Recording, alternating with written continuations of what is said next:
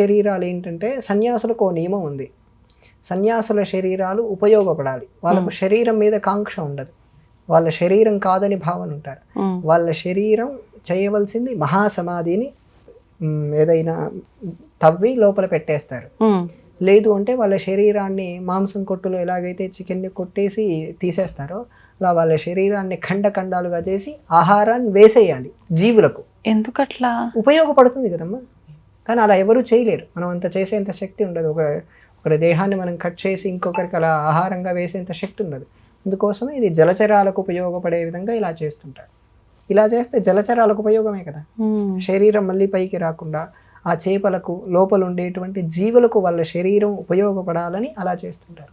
ఇప్పుడు మీరు ఇందాక చెప్పిన త్రైలింగ స్వామిది అలా జలంలో వదిలేసిన తర్వాత కొన్నాళ్ళకి మళ్ళీ ఆ పెట్టె రావటము, అందులోంచి ఏదో పరిమళంగా గులాబీ రెక్కలు వచ్చింది అని చెప్పి అది తీసి అక్కడ వాళ్ళు ఒకటి ఆయనది ఆకారం పెట్టి అక్కడ పెట్టారు కదా, అది జరిగింది. ఆ గులాబీ రెక్కలు తెచ్చి అక్కడ సమాధి చేశారని, ఇదంతా వాస్తవమా? గులాబీ రెక్కలు కాదు, ఆయన వెళ్ళిపోయే ముందే నన్ను ఎలా చేయాలని చెప్పి చెప్పారు ఫస్ట్. ఆయన ఎప్పుడు వెళ్ళిపోతాడు, ఏ క్షణానికి వెళ్ళిపోతారు ఆయన 10 ఏళ్ల ముందే ఆయనకు తెలుసు.